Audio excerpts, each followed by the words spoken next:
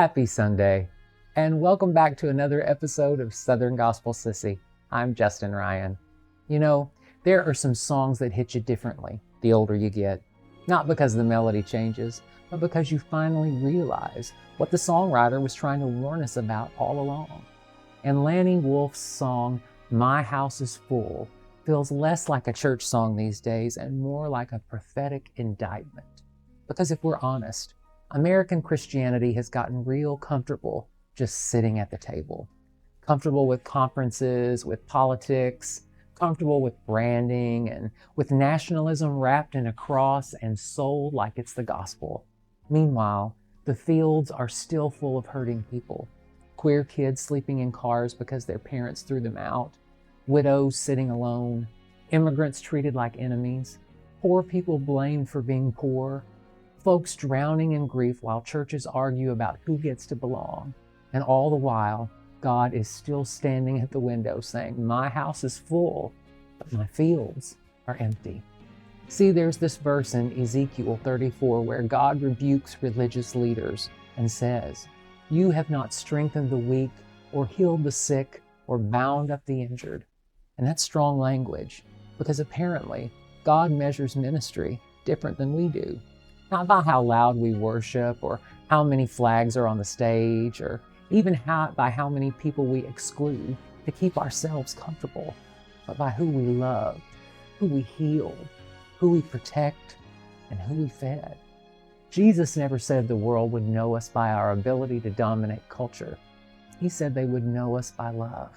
And from where I sit as a gay Christian man, I've seen a whole lot of people defend Christianity while doing almost none of the things Jesus actually did. You see, Jesus touched lepers nobody else would touch. Jesus sat with the outcasts. Jesus crossed every social boundary religion tried to build. And Jesus constantly moved towards the people polite society moved away from. See, that's the work in the fields. And maybe that's why some folks don't want it. Because field work is messy. It costs you something. You can't keep your hands clean while feeding hungry people. You can't protect your image while loving rejected people. And you can't worship power and still wash feet. There's another verse in Zechariah that says, render true judgments, show kindness and mercy to one another. Do not oppress the widow, the orphan, the stranger, or the poor. The stranger. See, God keeps bringing up the stranger. And yet so much of modern religion keeps building fences around the table while heaven keeps widening it. That's what gets me about this song. The tragedy isn't that God's house lacks abundance. The tragedy is that the people inside got so comfortable being served, they forgot the whole point was to go outside. And I think LGBTQ people understand this in a unique way because many of us know what it feels like to stand outside the church windows wondering if there's room for us inside.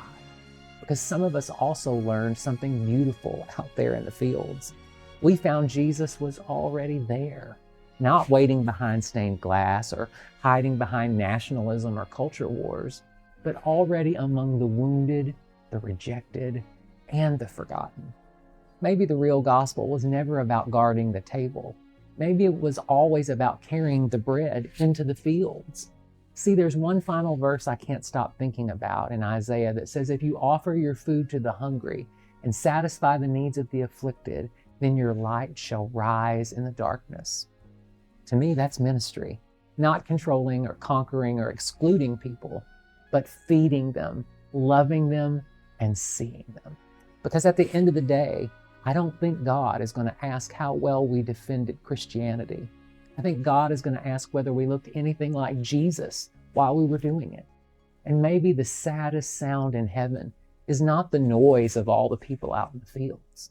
Maybe it's the silence of the comfortable saints who never even bothered to go. Happy Sunday.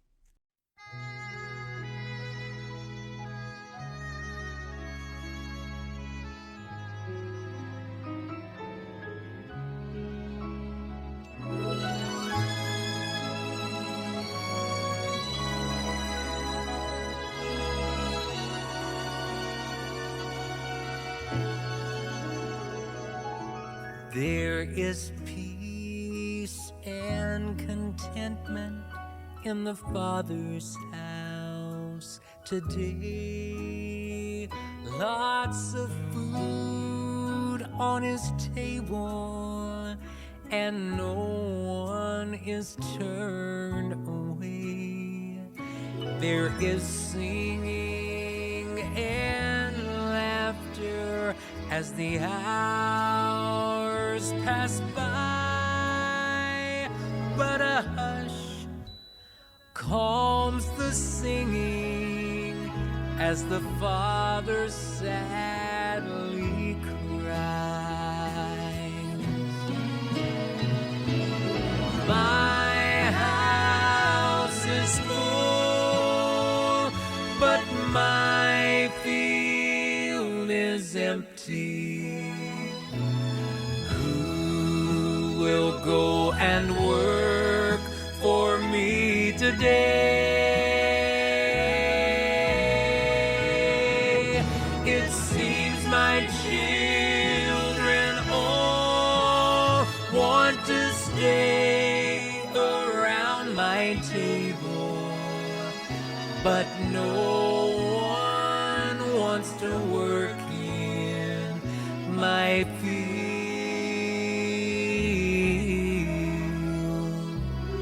No one wants to work in my field. Push away from the table, look out through the window pane. Just beyond this house of plenty lie a field of golden grain, and it's ripe unto harvest. But the reapers, where are they? In the house, oh, count the children, hear the Father sadly say, my house is full, but my field is empty. Who will go and work for me today? It seems my children all want to stay around my table, but no one wants to work in my field.